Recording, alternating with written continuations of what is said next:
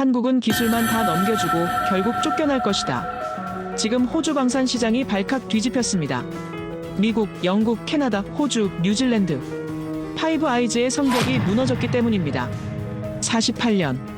반세기 동안 외부인은 단 한 번도 발을 들여보지 못한 그들만의 조달 관행. 1조 2천억 원 규모의 거대 자주포 사업에서 당연히 미국의 승리를 확신했습니다. 그러나 최종 선택은 한국의 K9 썬더였습니다. 호주가 기술을 노릴 때 한국은 그 욕망을 미끼로 더 큰 판을 설계해 두었습니다.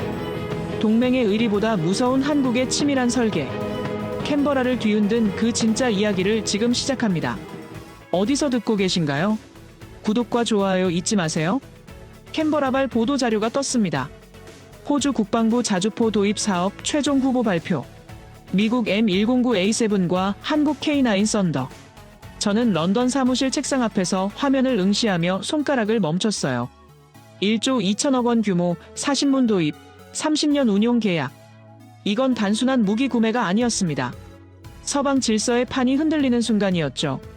키보드 위에 올린 손가락이 떨렸습니다. 15년 경력에 이런 긴장은 처음이었어요. 저는 에단 로웰입니다. 영국 국방 전문 기자로 일하며 나토와 영연방 국가들의 방산 조달을 취재해왔죠. 케임브리지에서 국제정치학을 전공했고 졸업 후 곧바로 이 분야에 뛰어들었습니다. 인생 중 절반 가까이를 미국과 영국, 호주를 오가며 보냈어요. 그러면서 하나의 확신이 생겼습니다. 서방 세계엔 보이지 않는 성벽이 있다는 것. 그 안에서만 무기가 거래되고 기술이 공유되며 신뢰가 작동한다는 사실이었죠. 파이브 아이즈. 미국, 영국, 캐나다, 호주, 뉴질랜드. 2차 세계대전 직후 맺어진 비밀정보협정에서 시작된 이 동맹은 세계 최강의 정보 네트워크였습니다. 위성 감청부터 암호 해독, 군사 정보까지 실시간으로 공유하는 체계죠. 이들 사이엔 암묵적인 룰이 있었어요. 서로를 도청하지 않는다는 것. 그만큼 깊은 신뢰였습니다. 그리고 방산 시장에도 똑같은 관례가 적용됐어요. 무기는 이 5나라 내부에서 조달하는 것. 상호 운용성을 유지하고 기술 유출을 막으며 전략적 일체감을 지키기 위한 선택이었죠. 1976년 호주가 처음 자주포를 도입한 이래 48년간 이 원칙은 단 한 번도 깨진 적이 없었습니다. 호주 육군이 쓰는 장비 대부분은 미국제였고 일부는 영국이나 캐나다에서 들여왔어요. 한국이라는 이름은 이 시장에서 존재하지 않았습니다. 아니, 존재할 수 없었죠. 성벽 밖의 나라였으니까요. 저는 그렇게 믿어왔습니다. 당연한 질서라고 생각했어요. 그런데 한국이 최종 후보에 올랐습니다. K9 썬더. 폴란드와 터키에 수출된 이력이 있다는 건 알고 있었어요. 하지만 파이브 아이즈 국가는 다른 문제였습니다. 여기엔 단순한 성능 비교를 넘어서는 정치적 무게가 실려 있었죠. 저는 워싱턴의 한 로비스트에게 전화를 걸었습니다. 리처드 콜먼. 미국 방산업계에서 30년 넘게 일한 인물이었어요. 콜먼은 여유로운 목소리로 말했습니다. 걱정할 필요 없다고, 결국 미국으로 돌아올 거라고요. 동맹이라는 건 그런 거라면서요. 콜먼의 확신엔 근거가 있었습니다. 지난 반세기 동안 파이브 아이즈 국가들 사이에선 이런 일이 없었거든요. 캐나다가 전투기를 도입할 땐 미국 로키드 마틴의 F-35를 선택했어요. 뉴질랜드가 해군 함정을 새로 건조할 땐 호주 조선소와 계약했죠. 영국 육군의 장갑차는 미국 제너럴 다이내믹스 제품이었습니다. 이 성벽 안에선 모든 게 순환했어요. 기술도, 돈도, 신뢰도요. 외부 국가가 끼어들 틈은 없었습니다. 하지만 저는 불안했습니다. 호주 국방부 자료를 뒤지면서 이상한 점을 발견했거든요. 이번 사업의 핵심 요구사항 중 하나가 현지 생산이었습니다. 단순 조립이 아니라 실질적인 제조 능력 이전. 60% 이상의 부품을 호주 내에서 생산할 수 있어야 한다는 조건이었죠. 미국 방산업체들은 이런 요구에 익숙하지 않았어요. 완성품을 팔거나 기껏해야 조립 라인을 제공하는 게 전부였습니다. 하지만 한국은 달랐어요. 폴란드 계약에서 이미 현지 생산 방식을 적용했고 기술 이전에도 적극적이었습니다. 제 머릿속에서 경고음이 울렸습니다. 이건 단순한 장비 도입이 아니었어요. 호주는 뭔가 더 큰 걸 노리고 있었습니다. 자동차 산업이 무너진 뒤 빈 공장들이 즐비한 멜버른과 애들레이드. 1,500개 이상의 일자리가 사라진 제조업 공백. 호주 정부는 이번 계약을 산업재건의 발판으로 삼으려는 게 분명했죠. 그렇다면 미국의 전통적인 방식으론 이길 수 없었습니다. 저는 펜을 들고 메모를 시작했습니다. 호주 빅토리아주 질롱 지역의 실업률, 제조업 종사자 수 변화 추이, 정부의 산업 재건 정책. 숫자들이 하나씩 모이면서 그림이 보이기 시작했어요. 호주는 무기를 사려는 게 아니었습니다. 공장을 다시 돌리고 싶었던 거죠. 일자리를 만들고 기술자를 양성하고 제조 생태계를 복원하려는 계획이었어요. 그렇다면 한국의 제안은 호주 입장에선 매력적일 수밖에 없었습니다. K9 썬더는 이미 전 세계 10개국 이상에 수출됐고 현지 생산 실적도 있었어요.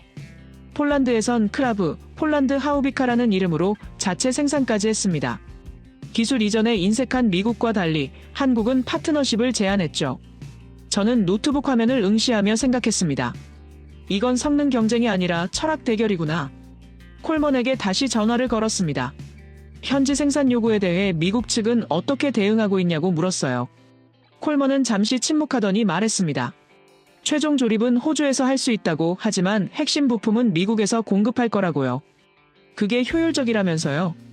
저는 전화를 끊고 한숨을 쉬었습니다. 콜먼은 여전히 이해하지 못하고 있었어요. 호주가 원하는 건 효율이 아니라 자립이라는 걸요. 저는 기사 제목을 타이핑했습니다. 이 계약은 자주포가 아니라 성벽의 방향을 정하는 선택입니다. 그리고 본문 첫 문장을 썼어요. 이건 장비 구매가 아니라 서방 질서의 시험대라고요. 48년간 지켜온 동맹 우선 조달 원칙이 처음으로 도전받는 순간이라고 적었습니다. 손가락이 키보드 위에서 멈췄어요. 과연 호주가 이 성벽을 무너뜨릴까요? 창밖으론 런던의 회색 하늘이 펼쳐져 있었습니다. 비가 내리기 시작했어요. 빗방울이 유리창을 타고 흘러내렸습니다. 저는 화면 속 두 개의 이름을 번갈아 봤어요. M109A7, K9 썬더. 하나는 48년 동맹의 무게를 짊어진 선택이었고 다른 하나는 새로운 가능성을 상징하는 도전이었습니다. 머릿속으론 이미 결론이 나 있었습니다. 미국이 이길 거라고요. 파이브 아이즈라는 성벽은 그렇게 쉽게 무너지지 않는다고 믿었어요. 한국은 좋은 제안을 했지만 결국 정치적 압박 앞에서 밀려날 거라고 생각했습니다. 워싱턴에서 전화 몇 통이면 충분할 테니까요. 캔버라의 국방부 관료들도 결국엔 동맹의 무게를 선택할 거라고 확신했죠. 하지만 제 확신한 편엔 작은 의구심이 자리 잡았습니다. 만약 한국이 선택된다면요? 만약 호주가 정말로 48년 관행을 깬다면요? 그건 단순한 계약 하나의 문제가 아니었습니다. 파이브 아이즈 성벽에 균열이 생기는 거였어요. 작지만 선명한 금. 그 틈으로 뭔가 새로운 것들이 흘러들어올 수도 있었죠. 저는 키보드에서 손을 떼고 커피잔을 들었습니다. 식어버린 커피가 씁쓸했어요. 발표는 일주일 뒤였습니다. 호주 국방부 획득 차관보 마이클 해리슨이 직접 나선다는 소식이었죠. 전직 공군 장교 출신인 해리슨은 55세의 실용주의자였습니다. 화려한 수사보다 숫자와 조건을 중시하는 스타일이었어요. 그가 어떤 선택을 발표할지 저는 알 수 없었습니다. 다만 한 가지는 확실했습니다. 이 선택이 무엇이든 앞으로 30년 동안 서방 방산 시장의 판도에 영향을 미칠 거라는 사실이요. 성벽이 유지되든 무너지든 이 순간은 역사에 기록될 분수령이었습니다. 저는 노트북 화면을 저장하고 창밖을 바라봤어요. 비는 계속 내리고 있었습니다. 일주일 뒤면 모든 게 밝혀질 거예요. 누가 감히 이 성벽을 뚫을 수 있을까요? 일주일이 지났습니다. 캔버라 국방부 첨사 브리핑룸. 저는 런던 사무실에서 생중계 화면을 켜고 의자를 당겼어요. 오전 10시 정각. 마이클 해리슨이 단상에 올랐습니다. 회색 정장 차림의 해리슨은 평소처럼 담담한 표정이었어요. 손에 든 서류 한 장. 그게 전부였습니다. 카메라 플래시가 터졌고 기자석이 조용해졌죠. 해리슨은 마이클을 향해 몸을 기울였습니다. 첫 문장이 나왔어요. 호주 육군 자주포 도입 사업 선정 결과를 발표한다고요. 저는 숨을 참았습니다. 화면 속 해리슨의 입술이 움직였어요. 선정 기종. K9 썬더. 그 순간 제 손가락이 키보드 위에서 얼어붙었습니다. 브리핑룸이 순간 정지된 것처럼 보였어요. 기자들은 서로를 쳐다봤습니다. 호주 방송 기자는 메모를 멈췄고 미국 국방 전문지 특파원은 노트북 화면을 멍하니 바라봤어요. 로이터 통신 기자가 헤드셋을 벗어 책상에 내려놓는 모습이 보였습니다. 48년 만에 처음 벌어지는 일이었죠. 파이브 아이즈 국가가 동맹국이 아닌 제3국 무기를 선택한 겁니다. 저는 화면을 응시했습니다. 해리슨은 계속 말을 이어갔어요. 성능, 가격, 현지 생산 능력, 기술 이전 의지를 종합평가했다고요. K9 썬더가 모든 면에서 우수했다는 설명이었습니다. 그의 목소리엔 떨림이 없었어요. 미안함도 주저함도 보이지 않았습니다. 단지 합리적인 선택을 했다는 확신만 가득했죠. 제 머릿속이 복잡해졌습니다. 일주일 전 콜먼과 나눈 대화가 떠올랐어요. 동맹이라는 건 그런 거라던 그의 여유로운 목소리. 결국 미국으로 돌아올 거라던 확신. 하지만 호주는 달랐습니다. 동맹의 무게보다 조건을 선택했어요. 명분보다 실리를 택한 거죠. 해리슨이 질의응답 시간을 열었습니다. 미국 기자가 손을 들었어요. 동맹국과의 관계는 고려하지 않았냐는 질문이었습니다. 해리슨은 잠시 침묵했어요. 그리고 천천히 입을 열었습니다. 우리는 명분이 아니라 조건을 선택했다고요. 호주 육군에게 필요한 건 정치적 수사가 아니라 실전 능력이라면서요. K9 썬더가 그 요구를 가장 잘 충족시켰다는 답변이었습니다. 저는 키보드를 두드리기 시작했습니다. 기사 초안을 수정해야 했어요. 일주일 전 작성했던 제목을 지웠습니다. 새로운 제목을 썼죠. 48년 동맹 우선 조달, 첫 붕괴. 손가락이 빠르게 움직였습니다.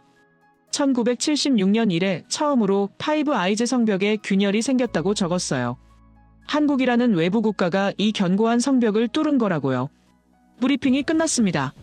화면 속 기자들이 우르르 나가는 모습이 보였어요. 저는 의자에 기댄 채 천장을 올려다봤습니다.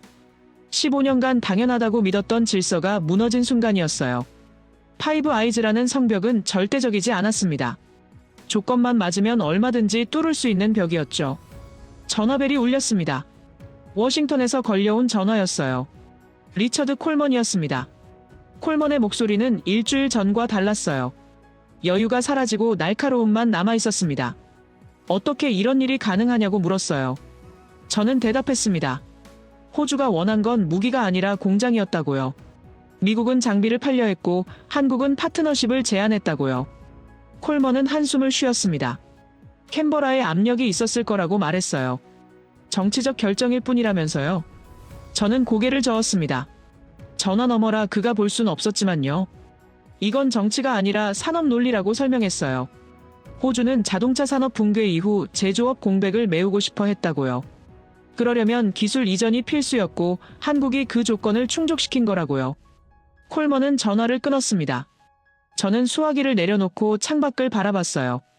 런던의 하늘은 여전히 회색이었습니다. 비는 그쳤지만 구름은 걷히지 않았죠. 마치 지금 상황을 보여주는 것 같았어요. 폭풍은 지나갔지만 앞으로 뭐가 올지 알 수 없는 상태. 저는 다시 기사로 돌아갔습니다. 해리슨의 발언을 정리했어요. 명분이 아니라 조건을 선택했다는 문장을 3번이나 읽었습니다. 이 한 문장이 모든 걸 담고 있었어요.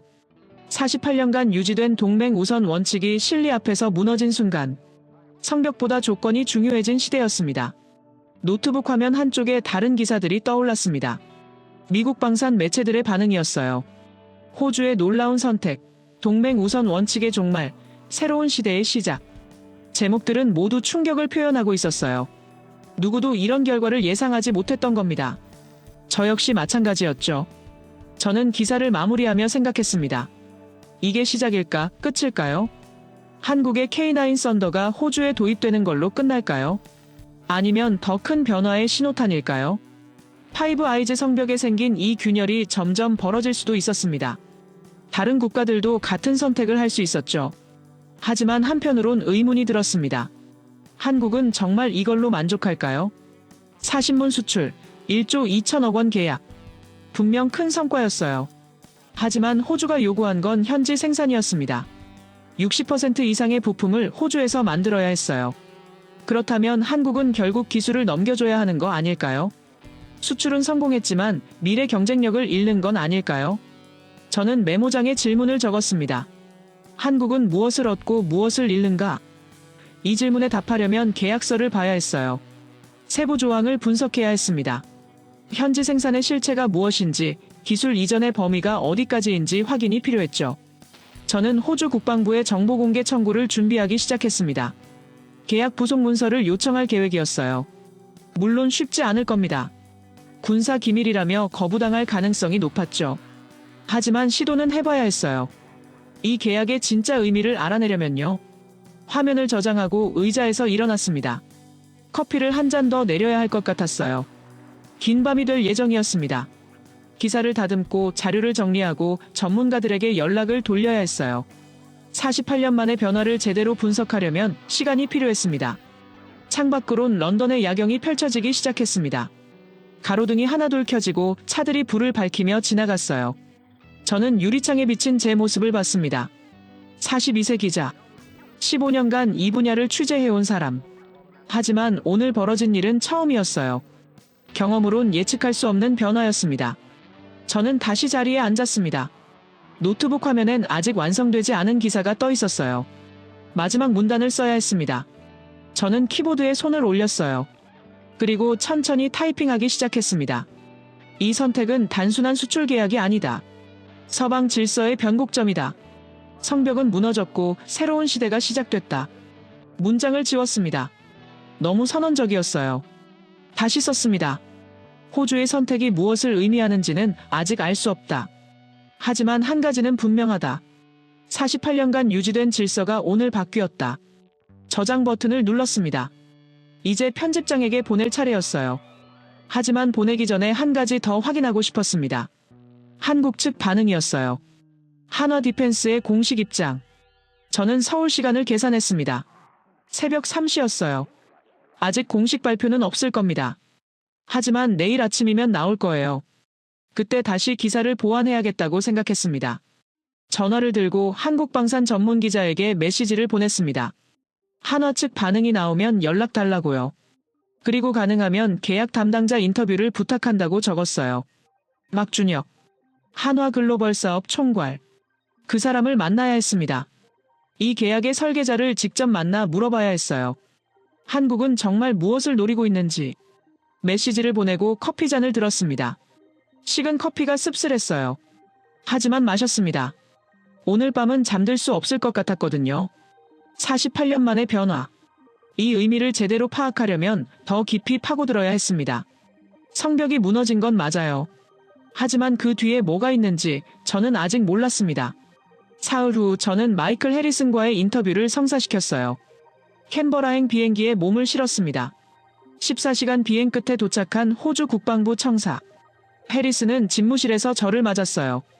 창밖으론 캔버라의 푸른 하늘이 펼쳐져 있었습니다. 런던의 회색 하늘과는 완전히 달랐죠.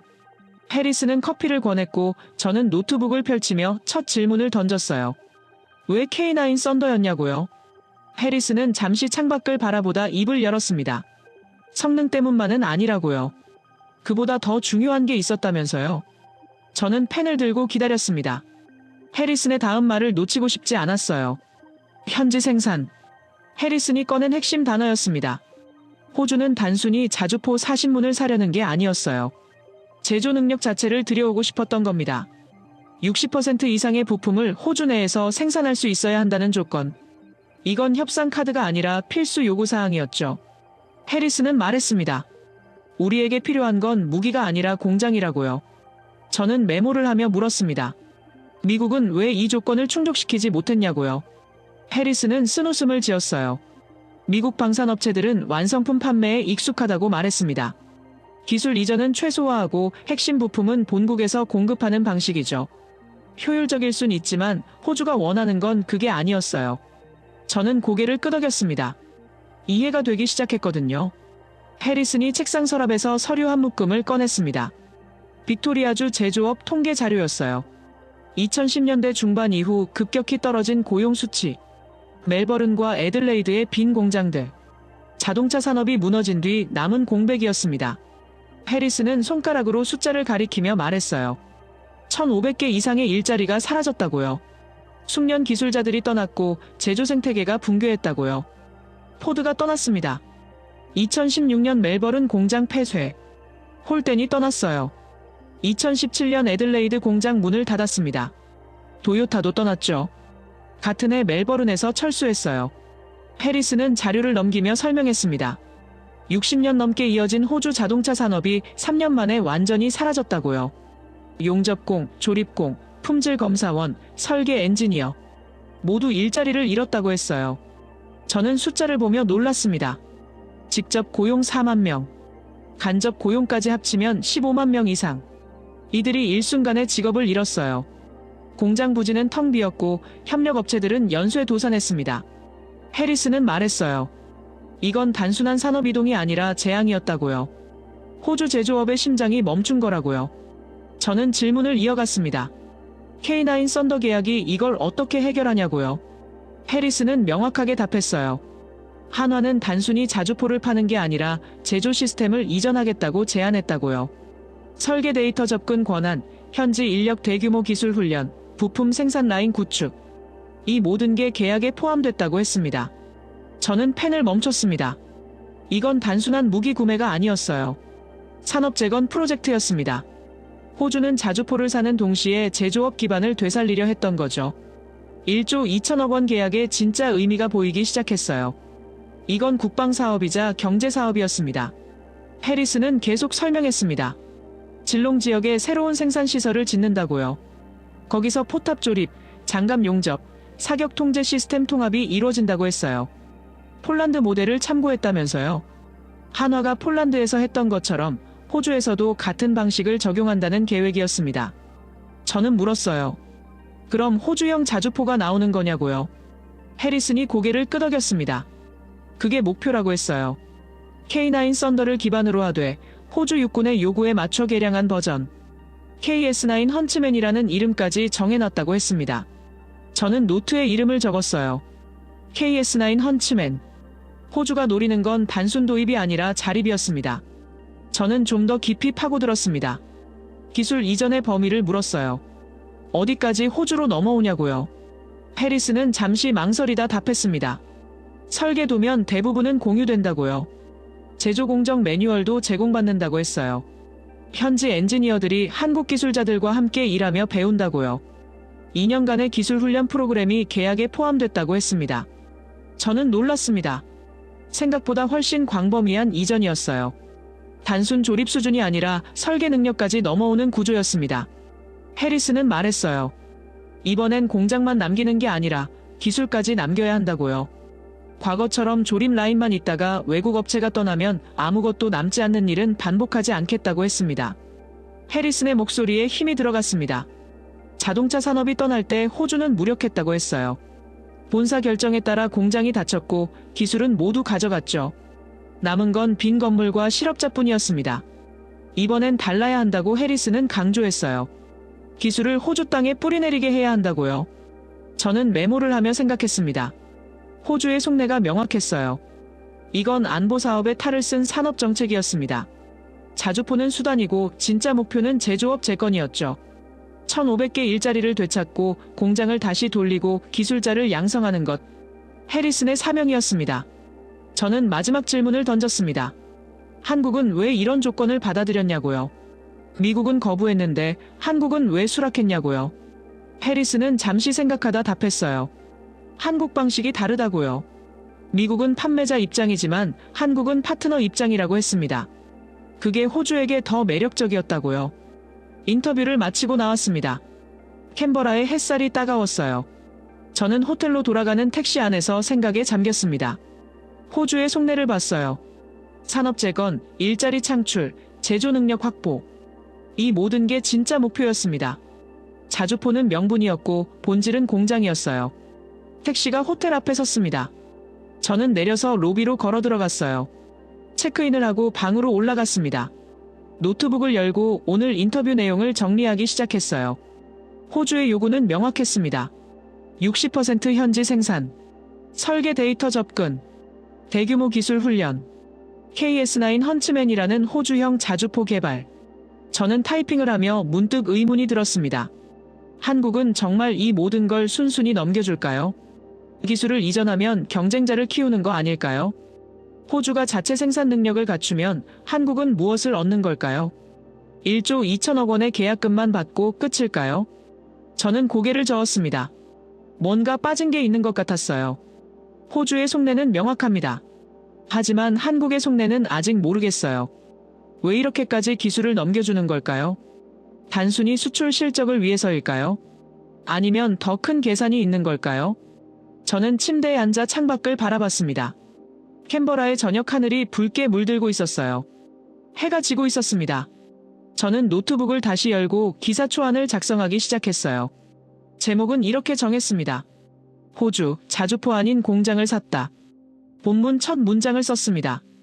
호주 국방부 획득 차관보 마이클 해리슨의 진짜 목표는 K9 썬더가 아니었다.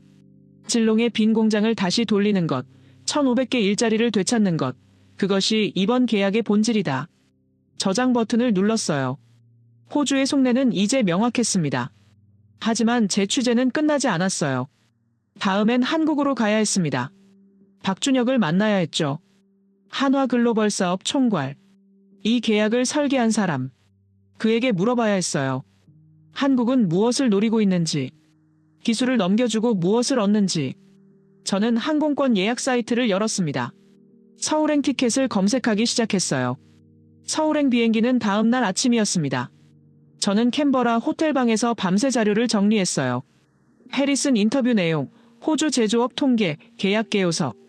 노트북 화면 앞에 앉아 기사 초안을 다듬었습니다. 손가락이 키보드 위를 빠르게 움직였어요. 그러다 문득 멈췄습니다. 한 가지 생각이 머릿속을 파고들었거든요. 한국은 결국 당할 것이다. 저는 그렇게 확신했습니다. 60% 현지 생산, 설계 데이터 공유, 2년간 기술 훈련. 이 모든 조건을 받아들인 순간 한국은 이미 진 거예요. 수출은 성공했지만 미래를 팔아넘긴 겁니다. 저는 새로운 문서를 열고 분석 기사를 쓰기 시작했어요. 첫 문장을 타이핑했습니다. 한국은 수출을 택했고 결국 기술을 넘길 수밖에 없다. 제 손가락이 멈추지 않았어요. 논리가 명확했거든요.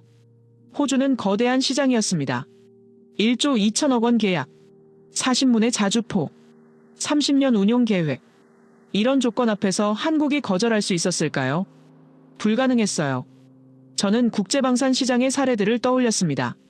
중국이 러시아 전투기 기술을 들여왔던 일, 수호이 27을 라이선스 생산하다가 결국 자체 개발로 넘어간 J11. 러시아는 기술을 팔았고 중국은 그걸 토대로 독자 모델을 만들었어요. 이제 중국은 더 이상 러시아 전투기를 사지 않습니다. 한국도 똑같은 길을 걷는 거였어요. 저는 메모장에 적었습니다. 기술 이전의 함정. 단기적으론 수출 실적이지만 장기적으론 경쟁자 양성입니다. 호주는 지금 한국에게 배우지만 10년 뒤엔 독자 개발할 거예요. KS9 헌츠맨의 다음 버전은 한국 없이 만들어질 수도 있었습니다. 그때가 되면 한국은 시장을 잃는 거죠. 저는 계속 타이핑했습니다. 호주의 전략이 교묘했다고 적었어요. 정치적 명분을 줬습니다. 파이브 아이즈 최초 선택이라는 영광. 미국을 제치고 이긴 성과. 한국 정부와 방산업체들이 거부하기 어려운 제안이었죠. 그 뒤에 숨은 진짜 의도는 기술 확보였는데요. 커피를 한 모금 마셨습니다. 식어버린 커피가 쓴맛을 남겼어요. 저는 화면을 응시하며 생각했습니다. 한국 담당자들은 이걸 몰랐을까요? 박준혁 같은 사람들도 이 함정을 모르고 계약했을까요? 아니면 알면서도 단기 실적에 눈이 멀었을까요? 저는 후자의 무게를 뒀습니다. 기사에 한 문단을 더 추가했습니다. 방산 수출은 정부 실적과 직결된다. 1조 원대 계약은 정치적 업적이다. 한국 정부는 장기 전략보다 단기 성과를 선택했고 한화는 매출 확대를 우선했다. 그 대가는 10년 뒤 지불하게 될 것이다. 저장 버튼을 눌렀어요. 저는 의자에 기대 천장을 올려다봤습니다. 역사가 반복되는 것 같았어요. 기술 선진국이 개도국의 기술을 팔고 결국 시장을 잃는 패턴. 일본이 한국에 제철 기술을 넘겨줬던 일. 독일이 중국의 고속철 기술을 이전했던 일. 모두 같은 결과였습니다. 수출은 성공했지만 경쟁자를 키웠어요. 이제 한국이 같은 실수를 하고 있었습니다. K9 썬더는 분명 우수한 무기예요. 성능도 좋고 가격도 합리적이죠. 하지만 그 기술을 호주에 넘기는 순간 우위는 사라집니다. 호주는 배우고 개량하고 결국 독립할 거예요. 한국은 선생님 역할만 하다가 시장을 잃는 겁니다. 저는 노트북을 닫고 창밖을 바라봤습니다. 캔버라의 밤이 깊어가고 있었어요. 거리엔 차들이 드문드문 지나갔습니다. 저는 확신했어요. 공장을 지으면 기술도 따라간다고요. 이건 피할 수 없는 수순이었습니다. 호주는 처음엔 한국 기술자들에게 의존하겠지만 시간이 지나면 달라져요. 새벽 2시였습니다. 저는 다시 노트북을 열었어요. 결론 부분을 작성해야 했습니다. 손가락이 키보드 위에 올려졌어요. 한국의 선택은 불가피했다. 거대한 시장, 정치적 명분, 정부의 압박. 이 모든 조건 앞에서 거절은 불가능했다. 하지만 그 선택의 대가는 명확하다. 기술 유출과 시장 상실.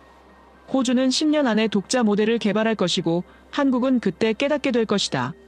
저는 문장을 읽고 또 읽었습니다. 논리가 탄탄했어요. 근거도 충분했습니다. 역사적 사례들이 뒷받침했죠. 저는 이 분석에 자신이 있었어요. 15년간 이 분야를 취재하며 쌓은 통찰이었습니다. 한국은 당할 수밖에 없었어요. 파일을 저장하고 편집장에게 이메일을 보냈습니다. 제목은 이렇게 달았어요. K9 수출에 숨겨진 대가, 기술 이전 함정 분석. 첨부 파일을 누르고 전송 버튼을 눌렀습니다. 이메일이 발송됐어요. 저는 안도의 한숨을 쉬었습니다. 제 역할은 끝났다고 생각했어요. 침대에 누웠습니다. 피곤했지만 잠이 오지 않았어요. 머릿속으로 계속 생각이 이어졌습니다. 한국 담당자들은 내일 이 기사를 보면 뭐라고 할까요? 반박할까요? 인정할까요? 아마 침묵할 거예요. 이미 계약은 끝났고 돌이킬 수 없으니까요. 저는 눈을 감았습니다. 어둠 속에서 숫자들이 떠올랐어요. 1조 2천억 원, 40문, 60% 현지 생산, 2년 기술 훈련. 이 숫자들이 의미하는 건 명확했습니다. 한국의 단기 이익과 장기 손실, 호주의 현재 투자와 미래 수익. 저는 확신했어요. 이 계약의 진짜 승자는 호주라고요. 몇 시간 뒤 알람이 울렸습니다. 아침 6시. 서울행 비행기 시간이었어요. 저는 일어나 짐을 챙겼습니다. 샤워를 하고 호텔을 나섰어요. 공항으로 가는 택시 안에서 휴대폰을 확인했습니다. 편집장에게서 답장이 와 있었어요. 기사 잘 받았다고, 내일 일면에 실린다고요. 저는 휴대폰을 주머니에 넣었습니다. 창밖으론 캔버라 시내가 지나가고 있었어요. 출근 시간이라 차들이 많았습니다. 저는 생각했어요. 서울에 가면 박준혁을 만나야 한다고요. 하지만 뭘 물어볼까요? 이미 제 결론은 나왔는데요. 공항에 도착했습니다. 체크인을 하고 게이트로 향했어요. 탑승을 기다리며 커피를 샀습니다. 뜨거운 커피를 한 모금 마셨어요. 이번엔 쓰지 않았습니다. 적당히 달았죠. 저는 자리에 앉아 노트북을 다시 열었습니다. 어젯밤 작성한 기사를 한 번 더 읽었어요. 문장들이 매끄러웠습니다. 논리가 탄탄했어요. 저는 만족했습니다. 이게 제대로 된 분석이라고 생각했죠. 한국은 당할 것이다. 공장을 지으면 기술도 따라간다. 이건 피할 수 없는 현실이었어요. 저는 그렇게 믿었습니다. 탑승 안내방송이 나왔습니다. 저는 노트북을 닫고 가방에 넣었어요. 게이트로 걸어가며 생각했습니다. 서울에선 뭘 취재해야 할까요? 박준혁 인터뷰가 성사될까요? 만약 만난다면 그는 제 분석을 어떻게 받아들일까요? 비행기에 올랐습니다. 좌석에 앉아 안전벨트를 맸어요. 창밖으론 활주로가 보였습니다. 비행기가 움직이기 시작했어요. 속도가 붙고 이륙했습니다. 캔버라가 점점 작아지더니 사라졌죠. 저는 눈을 감았습니다. 2시간 비행 동안 좀 쉬어야 했어요. 하지만 머릿속은 조용하지 않았습니다. 계속 생각이 이어졌어요. 한국은 정말 순진하게 기술을 넘긴 걸까요? 아니면 뭔가 다른 계산이 있을까요? 저는 고개를 저었습니다. 아니에요.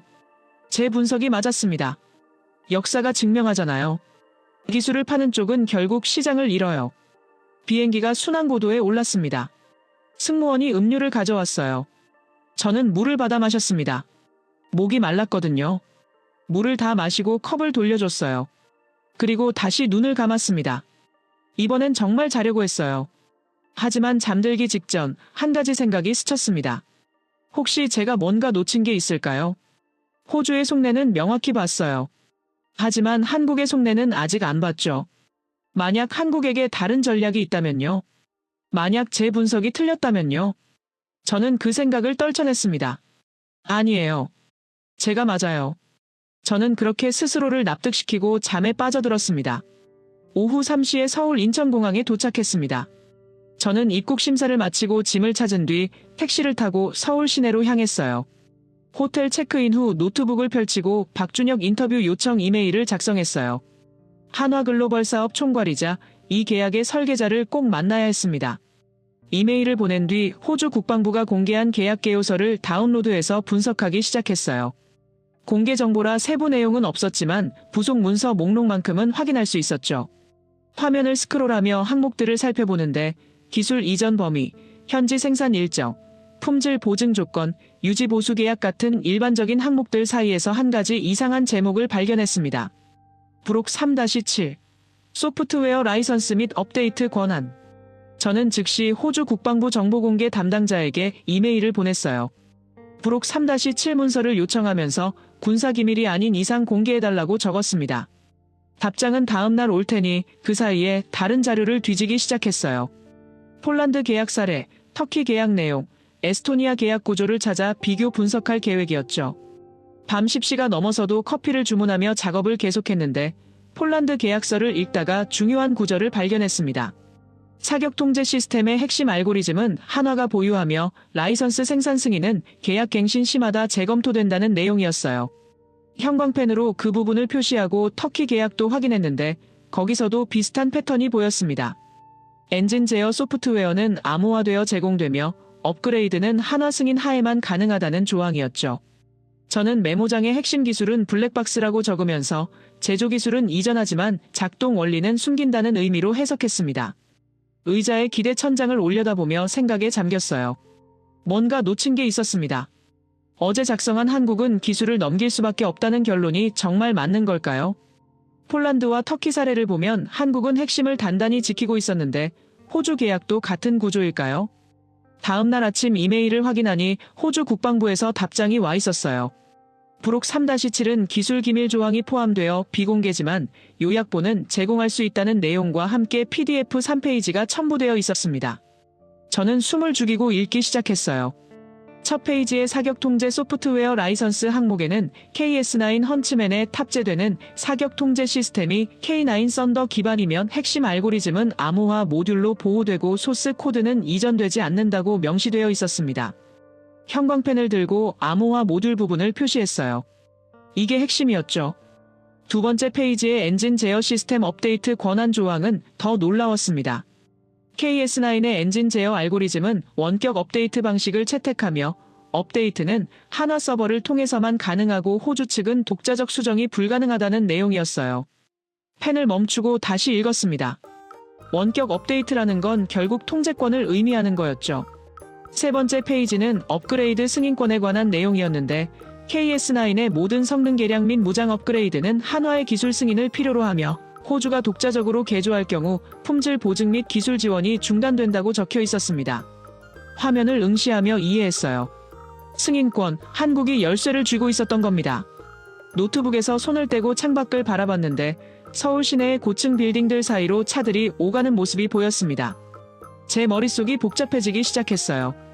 어제까지만 해도 한국은 기술을 넘기고 당한다고 확신했는데 이 문서는 완전히 다른 이야기를 하고 있었습니다. 다시 문서로 돌아가서 부록 3-8의 부품 공급 계약 항목을 확인했습니다. 특수 강제는 한국에서만 공급되며 포신 제작용 고강도 합금은 한화 독점 공급, 정밀 유압 부품은 한국 협력사 전용 납품이라고 명시되어 있었어요. 메모장의 핵심 부품은 한국이 통제라고 적었습니다. 부록 3-9의 기술 훈련 프로그램 항목도 흥미로웠는데 호주 엔지니어는 제조 공정을 훈련받지만 설계 변경 권한은 포함되지 않으며 시스템 통합 기술은 이전되나 개별 모듈 설계 원리는 공개되지 않는다고 적혀 있었습니다. 형광펜으로 표시하며 중얼거렸어요. 제조는 배우지만 설계는 못 배운다. 의자에서 일어나 방안을 걸어다니며 생각을 정리했습니다. 호주는 공장을 얻었고 자주포를 만드는 능력도 얻었지만 핵심은 완전히 잠겨 있었어요. 사격 통제 알고리즘, 엔진 제어 소프트웨어, 업그레이드 승인권, 특수 부품 공급, 이 모든 게 한국 손에 남아 있었던 겁니다. 다시 자리에 앉아 어제 작성한 기사를 열었어요. 한국은 수출을 택했고 결국 기술을 넘길 수밖에 없다는 문장을 읽고 또 읽었는데 완전히 틀린 분석이었습니다. 한국은 기술을 넘기지 않았어요. 제조 능력만 넘겼을 뿐이었죠. 새 문서를 열고 수정 기사를 쓰려 했지만 손가락이 움직이지 않았습니다. 어떻게 써야 할지 몰랐고 제 확신이 흔들리고 있었어요. 15년간 쌓아온 분석 틀이 무너지는 느낌이었습니다.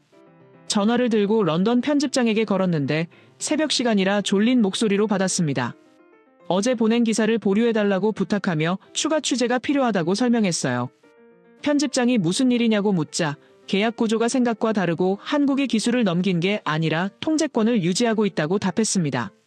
잠시 침묵하던 편집장은 확실히 확인하고 다시 연락하라며 전화를 끊었어요.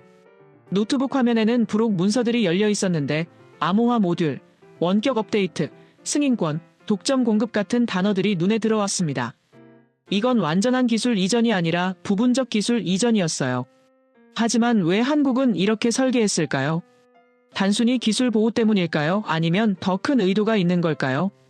이메일을 다시 확인했더니 한화 측에서 답장이 와 있었는데 박준혁 총괄은 해외 출장 중이라 다음 주에 귀국한다며 인터뷰는 그때 가능하다고 했습니다. 한숨을 쉬며 일주일을 더 기다려야 한다는 사실을 받아들였어요. 그동안 할 수 있는 일을 찾아서 방산연구소 분석가, 전직 방사청 관계자, 대학 교수 같은 다른 전문가들을 만나기로 하고 연락처 목록을 열어 이메일을 보내기 시작했습니다. 저녁이 되어 호텔방에서 나와 거리를 걸었는데 서울 시내의 불빛들이 환하게 빛나고 사람들과 차들이 오가는 모습을 보며 생각에 잠겼습니다. 제가 뭘 놓쳤을까요? 왜 이 조항들을 처음부터 보지 못했을까요? 호텔로 돌아와 방에 들어가 노트북을 다시 열고 부록 문서들을 정리해서 표로 만들었어요. 왼쪽엔 이전되는 것들로 제조 공정, 조립 기술, 품질 관리를 적었고 오른쪽엔 이전되지 않는 것들로 핵심 알고리즘, 설계 권한, 업그레이드, 승인권, 특수 부품을 정리했습니다. 표를 완성하고 바라보니 균형이 보였는데 한국은 주고 안 준 게 명확히 구분돼 있었어요. 이건 우연이 아니라 치밀한 설계였습니다. 그렇다면 왜일까요? 왜 이렇게까지 계산했을까요? 메모장에 왜 핵심은 잠겨 있는가라는 질문을 적으며 이 질문에 답하려면 더 깊이 파고들어야 한다고 생각했어요. 단순히 기술 보호 차원이 아닐 수 있었고 더 큰 전략이 숨어 있을 수도 있었죠. 침대에 누워 눈을 감았지만 머릿속은 복잡했습니다. 어제까지 확신했던 것들이 흔들리고 있었어요. 한국은 당한다는 제 분석이 틀렸다면 진실은 뭘까요? 한국은 정말 무엇을 노리고 있는 걸까요? 잠들기 전 마지막 생각이 스쳤는데 이건 생각보다 훨씬 복잡한 게임이고 저는 겉만 봤을 뿐 속은 아직 보지 못했다는 깨달음이었습니다. 박준혁을 만나야 해요. 일주일 뒤면 진실을 알 수 있을 거라고 생각하며 잠에 빠져들었습니다. 일주일이 흘렀습니다. 그 사이 저는 서울에서 3명의 전문가를 만났는데 방산연구소 수석 연구원은 계약 구조를 보더니 고개를 끄덕이며 한국이 플랫폼 전략을 쓰고 있다고 말했어요.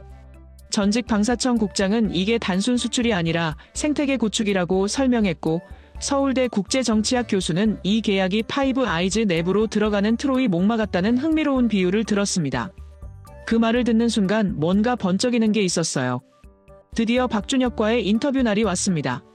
한화 본사가 있는 서울 여의도로 향했는데 고층 빌딩 회의실에서 박준혁을 만났어요. 48세, 공학 박사 출신답게 절제된 말투와 날카로운 눈빛을 가진 사람이었습니다. 악수를 나누고 자리에 앉자마자 저는 노트북을 펼치며 단도직입적으로 물었어요. 호주 계약의 핵심 조항들, 특히 암호화 모듈과 업그레이드 승인권에 대해 설명해달라고요. 박준혁은 잠시 침묵하더니 천천히 입을 열었습니다. 호주 공장은 단순 내수용이 아니라고 하면서 이 공장이 겨냥한 진짜 대상은 따로 있다고 말했어요. 저는 펜을 들고 기다렸는데 박준혁은 창밖을 바라보며 말을 이었습니다. 뉴질랜드 육군이 현재 낡은 자주포 교체를 검토 중이고 캐나다 육군도 3년 내 자주포 도입 사업을 시작할 예정이며 영국 육군 역시 차기 자주포 사업에서 기존 모델의 후속을 논의하고 있다는 거예요. 저는 메모를 멈추고 박준혁을 바라봤습니다. 그게 호주 공장과 무슨 관계냐고 묻자 박준혁은 미소를 지으며 핵심을 짚어줬어요. 만약 뉴질랜드나 캐나다가 자주포를 도입한다면 파이브 아이즈 국가인 호주에서 생산된 KS9 헌츠맨을 선택하는 게 정치적으로 훨씬 부담이 적다는 겁니다. 한국에서 직접 수입하는 것보다 호주산 자주포를 사는 게 의회 설득도 쉽고 여론 반발도 적으며 동맹 내 조달이라는 명분도 유지할 수 있다는 설명이었죠. 제 머릿속에서 퍼즐 조각들이 맞춰지기 시작했습니다. 호주 공장은 단순히 호주군 사신문을 만드는 게 아니라 파이브 아이즈 전체를 겨냥한 생산 거점이었던 거예요. 호주 생산이라는 타이틀을 달면 뉴질랜드, 캐나다, 심지어 영국까지 정치적 장벽 없이 판매할 수 있었습니다. 박준혁은 이어서 말했는데 실제로 뉴질랜드 국방부에서 이미 비공식 접촉이 왔고 캐나다 방산청도 관심을 표명했다고 했어요. 저는 노트북에 재빨리 타이핑하며 물었습니다. 그렇다면 이건 정면 돌파가 아니라 우회 진입 전략이냐고요.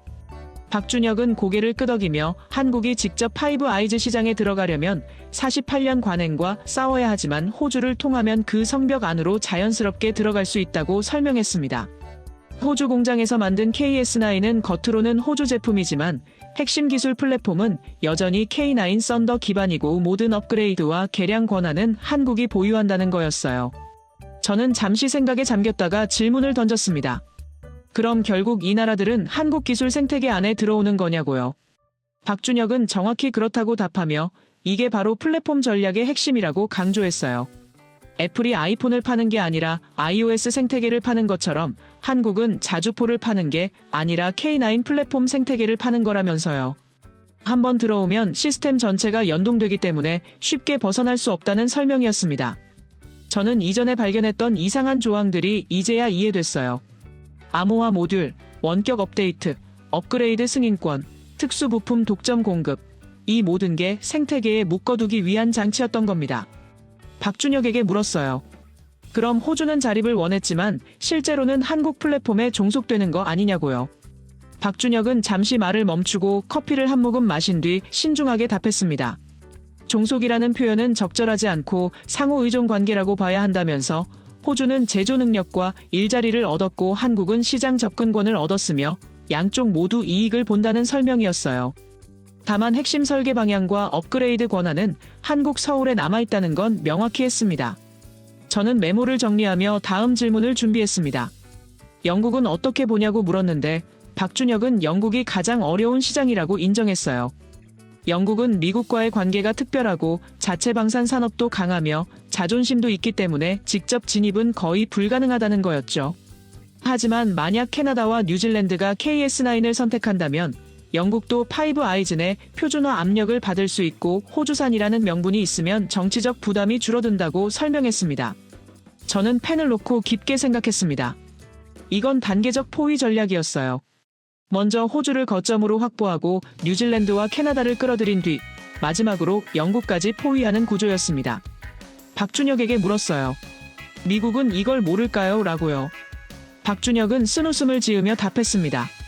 미국은 이미 알고 있을 거라면서 다만 막을 방법이 없다는 게 문제라고 했어요. 호주는 주권 국가로서 자유롭게 선택했고 뉴질랜드와 캐나다도 각자의 국익에 따라 판단할 거라면서 미국이 정치적 압력을 넣을 수는 있지만 결국 성능과 가격, 기술 이전 조건에서 한국이 우위에 있으면 막기 어렵다고 설명했습니다. 저는 노트북 화면을 보며 타이핑을 계속했는데 박준혁의 말을 정리하면서 전체 그림이 보이기 시작했어요. 한국은 성벽을 정면으로 부수지 않았습니다. 대신 안으로 들어가는 문을 만들었고 그 문이 바로 호주였던 거죠. 호주 공장은 제조시설이 아니라 진입 거점이었어요. 박준혁에게 마지막 질문을 던졌습니다. 결국 한국의 목표가 뭐냐고요. 박준혁은 잠시 침묵하더니 명확하게 답했어요. 남반구 전략 거점 구축이라고요. 호주를 시작으로 파이브 아이즈 군수 네트워크 안에 한국 기술 플랫폼을 뿌리내리는 게 목표이며 이게 성공하면 한국은 더 이상 성벽 밖 국가가 아니라 성벽 안 파트너가 되는 거라고 설명했습니다. 저는 펜을 내려놓고 박준혁을 똑바로 쳐다봤습니다. 이건 침투가 아니라 설계된 진입이라는 말이 맞네요. 라고 말하자 박준혁은 처음으로 여유로운 미소를 지었어요. 침투라는 단어는 부정적이지만 우리는 정당한 경쟁을 통해 선택받았고 계약 조건도 투명하게 공개했다면서 다만 장기적 관점에서 설계했을 뿐이라고 답했습니다. 인터뷰를 마치고 건물 밖으로 나왔는데 여의도 거리에 차가운 바람이 얼굴을 스쳤어요. 저는 걸으며 생각을 정리했습니다. 제가 내린 결론, 한국은 당할 것이다는 완전히 틀렸어요. 한국은 당하는 게 아니라 더 큰 판을 짜고 있었습니다. 호주 공장은 트로이의 목마였고 그 안에 든 건 한국 기술 플랫폼이었으며 목표는 파이브 아이즈 전체였던 겁니다. 택시를 타고 호텔로 돌아가는 길에 휴대폰을 꺼내 편집장에게 메시지를 보냈습니다. 완전히 새로운 각도로 기사를 다시 써야 한다고, 이건 단순한 수출이 아니라 전략적 진입이라고 적었어요. 편집장에게서 즉시 답장이 왔는데 빨리 쓰라는 내용이었습니다. 호텔방에 도착해서 노트북을 열고 새 파일을 만들었습니다. 제목은 이렇게 정했어요. 트로이의 목마, 한국, 파이브 아이즈 성벽 내부 진입 전략. 손가락이 키보드 위를 빠르게 움직이기 시작했는데 박준혁과의 인터뷰 내용, 호주 공장의 진짜 목적, 뉴질랜드와 캐나다 겨냥 전략, 영국까지 포위하는 구조를 차례로 풀었었습니다. 기사를 저장하고 편집장에게 보냈습니다. 하지만 아직 끝이 아니었어요. 한 가지 더 궁금한 게 남아 있었습니다. 이 전략이 장기적으로 어떻게 작동하는지, 왜 이 나라들이 한국 생태계에서 벗어날 수 없는지, 그 메커니즘을 더 파고들어야 했습니다. 내일 다시 전문가들을 만나야겠다고 생각하며 노트북을 닫았어요. 다음 날 아침 저는 서울 강남의 한방산 연구소를 찾았습니다. 전날 박준혁과의 인터뷰로 현재 전략은 이해했지만 장기적으로 이 구조가 어떻게 작동하는지 더 알고 싶었어요.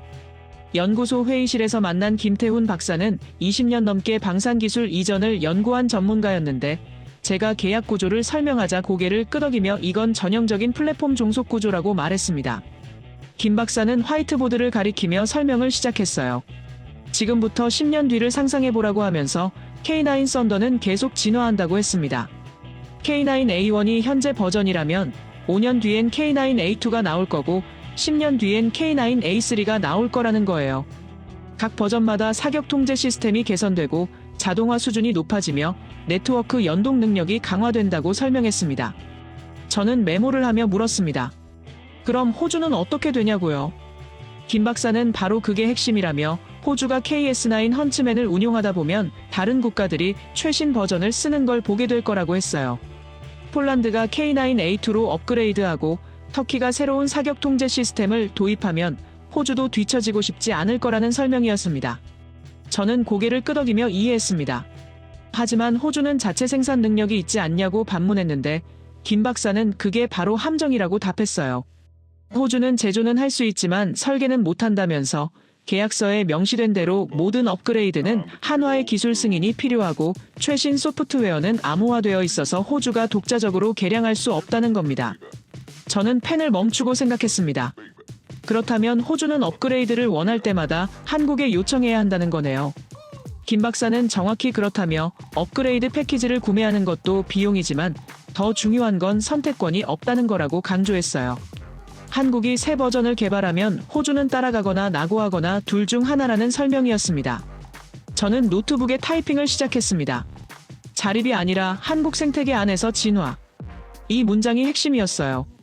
호주는 공장을 얻었지만 독립을 얻지 못했습니다.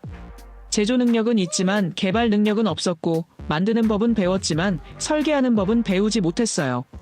김 박사는 계속 설명을 이어갔는데 뉴질랜드나 캐나다가 KS9을 도입한다면 상황은 더 복잡해진다고 했습니다. 이들 국가는 모두 같은 플랫폼을 쓰게 되고 업그레이드도 같은 일정에 맞춰야 하며 부품 호환성도 유지해야 한다는 거예요. 결국 K9 플랫폼을 중심으로 한 군수 네트워크가 형성되는 구조라고 설명했습니다. 저는 질문을 던졌습니다. 그럼 이 나라들이 한국 없이 독자 개발을 할 수는 없냐고요? 김 박사는 이론적으로는 가능하지만 현실적으로는 거의 불가능하다고 답했어요. 첫째, 핵심 알고리즘이 암호화되어 있어서 역설계가 어렵고, 둘째, 특수 부품이 한국 독점 공급이라 대체 공급망을 구축하기 어우며, 셋째, 독자 개발에 드는 비용과 시간을 고려하면 그냥 한국 버전을 따라가는 게 훨씬 합리적이라는 설명이었습니다. 저는 의자에 기대며 깊게 생각했습니다. 이건 의존성의 역전이었어요. 처음에 호주는 한국 기술에 의존하지만 시간이 지나면서 그 의존도는 점점 깊어지고 결국 빠져나올 수 없는 구조가 되는 겁니다. 마치 스마트폰 운영체제처럼요. 안드로이드를 쓰기 시작하면 앱도, 데이터도, 사용 습관도 모두 그 생태계 안에 갇히는 것처럼요. 김 박사는 화이트보드에 도표를 그리며 설명했습니다. 1년 차에는 호주가 한국에 90% 의존하고 5년 차가 되면 제조 능력이 생겨서 60%로 줄어들지만 10년 차가 되면 업그레이드와 부품 공급 때문에 의존도가 다시 70%로 올라간다는 겁니다. 자립도는 높아지는 것처럼 보이지만 실제로는 더 깊이 통합되는 구조라고 설명했어요. 저는 메모를 계속하며 물었습니다. 호주는 이걸 알고 계약했을까요? 김 박사는 잠시 생각하더니 아마 알았을 거라고 답했어요. 하지만 다른 선택지가 없었다면서 미국은 기술 이전을 안 해주고 유럽 업체들은 가격이 비싸며 한국만이 호주가 원하는 조건을 충족시켰다고 설명했습니다. 호주 입장에서는 불완전한 자립이라도 없는 것보다 낫다고 판단했을 거라는 해석이었어요. 저는 노트북 화면을 보며 타이핑을 계속했는데 문득 한 가지 문장이 떠올랐습니다. 호주는 기술을 얻으려 했고 한국은 시간을 얻었다. 이게 이 계약의 본질이었어요. 호주는 당장의 제조 능력을 얻었지만 한국은 장기적인 시장 지배력을 얻은 겁니다. 인터뷰를 마치고 연구소를 나왔는데 서울 거리를 걸으며 지난 3주를 돌이켜봤습니다. 런던에서 한국은 당할 것이다라고 확신했던 제가 얼마나 오만했는지 깨달았어요. 캔버라에서 호주의 속내를 봤을 때는 한국이 순진하게 기술을 넘긴다고 생각했고, 서울에서 계약 조항을 발견했을 때는 뭔가 이상하다고 느꼈지만 전체 그림은 보지 못했습니다. 하지만 이제는 알겠어요. 한국은 처음부터 긴 게임을 하고 있었습니다. 10년, 20년, 30년을 내다보며 설계한 구조였고, 호주는 그 구조의 첫 번째 조각이었어요. 뉴질랜드, 캐나다, 영국이 따라온다면 파이브 아이즈 전체가 K9 플랫폼 생태계 안으로 들어오는 겁니다. 호텔로 돌아와 노트북을 열고 기사를 수정하기 시작했습니다. 어제 작성한 트로이의 목마 기사에 이어지는 후속 기사였는데 제목은 의존성의 역전, 자립의 환상과 생태계의 함정으로 정했어요. 손가락이 키보드 위를 빠르게 움직였습니다. 첫 문단을 썼습니다. 호주는 자립을 꿈꿨다. 하지만 얻은 건 새로운 형태의 의존이었다. 공장은 호주에 있지만 설계는 서울에 있다. 자주포를 만들 순 있지만 진화 방향은 정할 수 없다. 이것이 21세기 기술 종속의 새로운 모습이다. 저는 계속 타이핑했습니다. 김태훈 박사와의 인터뷰 내용, 10년 뒤 시나리오, 업그레이드 의존성, 플랫폼 생태계 구조를 차례로 풀어 썼어요. 손가락이 멈추지 않았는데 마지막 문단을 쓸 때가 되자 잠시 망설여졌습니다. 어떻게 마무리해야 할까요? 한국을 비난해야 할까요? 아니면 영리한 전략이라고 칭찬해야 할까요? 저는 둘 다 아니라고 생각했어요. 이건 비난도 칭찬도 아니라 현실이었습니다. 21세기 방산 시장의 새로운 규칙이었고 한국은 그 규칙을 먼저 이해한 거였어요. 저는 마지막 문단을 이렇게 썼습니다. 호주는 기술을 얻으려 했고 한국은 시간을 얻었다. 10년 뒤 누가 더 많은 것을 얻었는지 판단할 수 있을 것이다. 하지만 한 가지는 분명하다. 이 계약은 단순한 무기 거래가 아니라 30년을 내다본 생태계 설계였다. 저장 버튼을 누르고 편집장에게 파일을 보냈습니다. 시계를 보니 밤 10시였어요. 창밖을 바라보니 서울의 야경이 펼쳐져 있었는데 불빛들이 반짝이는 모습을 보며 생각했습니다. 내일이면 런던으로 돌아가야 해요. 하지만 이 이야기는 아직 끝나지 않았습니다. 마지막으로 해야 할 일이 하나 남았어요. 제가 3주 전 런던에서 작성했던 기사, 한국 기술 이전 승부수라는 제목의 그 오만한 기사를 수정해야 했습니다. 파일을 열고 제목을 바꿨어요. 한국 남반구 전략 거점 설계 성공. 이게 진실에 가까운 제목이었습니다. 침대에 누워 눈을 감았습니다. 피곤했지만 머릿속은 맑았어요. 3주간의 취재를 통해 저는 많은 것을 배웠습니다. 겸손을 배웠고 인내를 배웠으며 무엇보다 표면 아래를 보는 법을 배웠어요. 호주는 공장을 얻었고 한국은 성벽 안에 자리를 얻었습니다. 그리고 저는 진실을 얻었죠. 런던행 비행기는 다음 날 오후였습니다. 아침에 일어나 호텔방에서 짐을 정리하는데 노트북 화면에 열려있는 파일들이 눈에 들어왔어요. 3주 전 캔버라에서 작성한 기사, 서울에서 수정한 기사, 어제 완성한 최종 기사. 3개의 파일이 나란히 놓여 있었는데 제목들을 비교하며 쓴웃음이 나왔습니다. 첫 번째 파일을 열었습니다. 한국 기술 이전 승부수 거대 시장 앞에 무릎 꿇다. 3주 전 제가 확신에 차서 작성한 제목이었어요. 본문을 읽어내려가는데 한국은 수출을 택했고 결국 기술을 넘길 수밖에 없다는 문장이 눈에 띄었습니다. 저는 키보드에 손을 올리고 천천히 제목을 지웠어요. 그리고 새로운 제목을 입력했습니다. 한국 남반구 전략 거점 설계 성공. 같은 계약을 보고도 정반대의 결론을 내렸던 저 자신이 부끄러웠습니다. 15년 경력의 방산 전문 기자라는 자부심이 오만으로 변했었고 경험이 쌓일수록 선입견도 함께 굳어졌던 거예요. 저는 역사적 사례들만 보고 판단했습니다. 중국이 러시아 기술을 흡수한 일, 일본이 한국의 제철 기술을 넘긴 일. 그 패턴이 반복될 거라고 믿었죠. 하지만 한국은 다른 게임을 하고 있었습니다. 기술을 넘기는 게 아니라 생태계를 만들고 있었고 고객을 얻는 게 아니라 파트너를 묶어두고 있었어요. 저는 본문도 수정하기 시작했습니다. 삭제 버튼을 누르며 오판했던 문장들을 지워나갔는데 지울수록 제 오만함이 선명하게 드러났습니다. 공장을 지으면 기술도 따라간다는 문장을 지웠습니다. 그 자리에 공장은 호주에, 통제는 서울에라고 적었어요. 한국은 단기 실적에 눈이 멀었다는 문장도 삭제했습니다. 대신 한국은 30년을 내다봤다고 썼습니다. 하나씩 수정하면서 깨달았어요. 제가 틀린 건 정보가 부족해서가 아니라 관점이 좁았기 때문이었다는 걸요. 파일을 저장하고 편집장에게 이메일을 썼습니다. 3주 전 보낸 기사를 폐기해달라고 요청하며 완전히 새로운 시각으로 작성한 시리즈물로 대체하겠다고 적었어요. 3부작으로 구성할 계획이라고 설명했습니다.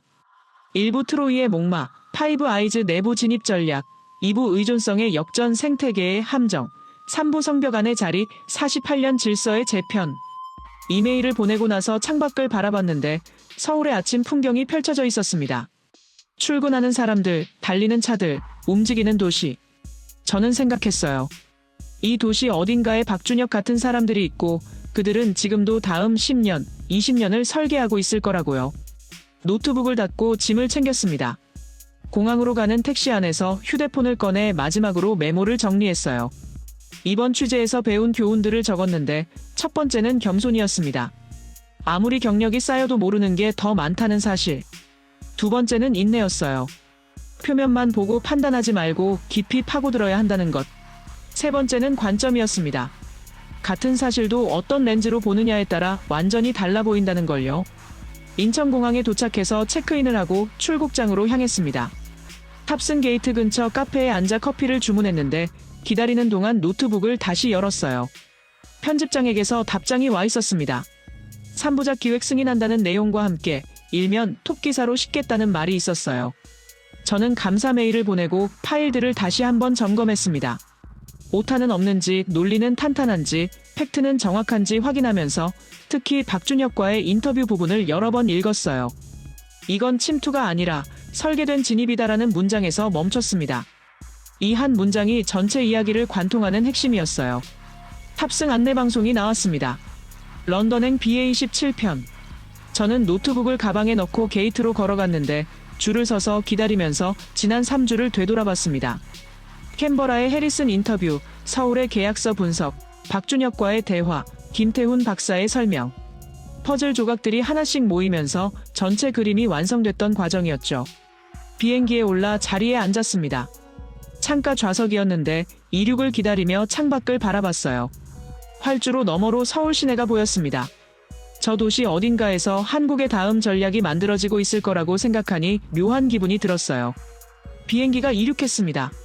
서울이 점점 작아지더니 구름 위로 올라갔고 저는 눈을 감고 생각을 정리했습니다. 호주는 공장을 얻었어요. 1500개 일자리, 제조 능력, 그리고 호주형 자주포 KS9 헌츠맨. 분명한 성과였습니다. 하지만 한국은 더 많은 걸 얻었어요. 파이브 아이즈 내부로 들어가는 발판, 남반구 전략 거점, 그리고 30년을 내다본 생태계 구조. 승무원이 음료를 가져왔는데 커피를 받아 천천히 마시며 생각했습니다. 미국은 이 변화를 어떻게 받아들일까요? 48년간 유지된 파이브 아이즈 조달 관행이 무너진 걸 그냥 지켜볼까요? 아니면 반격을 시도할까요? 그건 제가 알 수 없는 미래였어요. 노트북을 다시 꺼내 마지막 정리 작업을 시작했습니다. 3부작 기사의 결론 부분을 다듬었는데 어떻게 끝맺어야 할지 고민이 됐습니다.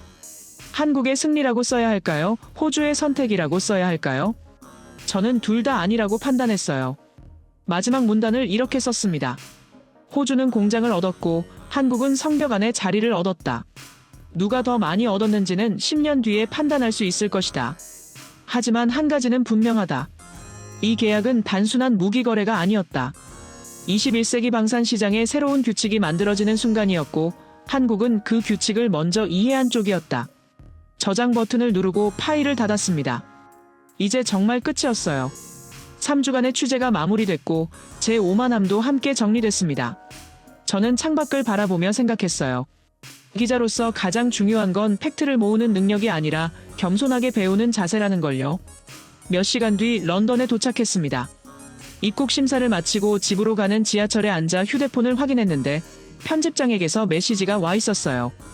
기사 잘 받았다는 내용과 함께 내일부터 3일 연속 일면에 싣는다는 계획이 적혀 있었습니다. 저는 미소를 지으며 답장을 보냈습니다. 감사하다고 이번 취재를 통해 많이 배웠다고 적었어요. 메시지를 보내고 창밖을 바라봤는데 런던의 회색 하늘이 반갑게 느껴졌습니다. 3주 만에 돌아온 고향이었죠. 집에 도착해서 문을 열고 들어갔습니다. 익숙한 공간, 익숙한 냄새. 하지만 저는 3주 전과 다른 사람이 되어 있었어요. 더 겸손해졌고 더 신중해졌으며 무엇보다 제 한계를 인정하게 됐습니다. 소파에 앉아 노트북을 열고 마지막으로 3개의 파일을 나란히 놓고 봤습니다. 3주 전에 오만한 기사, 중간에 혼란스러운 메모들, 그리고 최종 완성된 3부작. 이 변화가 바로 진실을 향해 가는 과정이었어요. 제목을 다시 한번 읽었습니다. 한국, 남반구 전략 거점 설계 성공. 이게 진실에 가장 가까운 표현이었습니다. 한국은 당하지 않았어요. 오히려 더 큰 판을 짜고 있었고 호주는 그 판의 첫 번째 조각이었으며 파이브 아이즈 전체가 다음 타겟이었습니다. 저는 파일들을 모두 닫고 소파에 기댔습니다. 피곤했지만 마음은 가벼웠어요. 3주간의 여정이 끝났고 진실을 찾았으며 제 오만함도 인정했습니다. 이제 이 이야기를 세상에 내놓을 차례였어요. 창밖을 보니 비가 내리기 시작했습니다. 런던의 전형적인 날씨였죠. 저는 눈을 감고 생각했어요. 호주는 공장을 얻었고 한국은 성벽 안에 자리를 얻었습니다. 그리고 저는 진실과 겸손을 얻었어요. 이게 이 계약이 남긴 진짜 의미였습니다.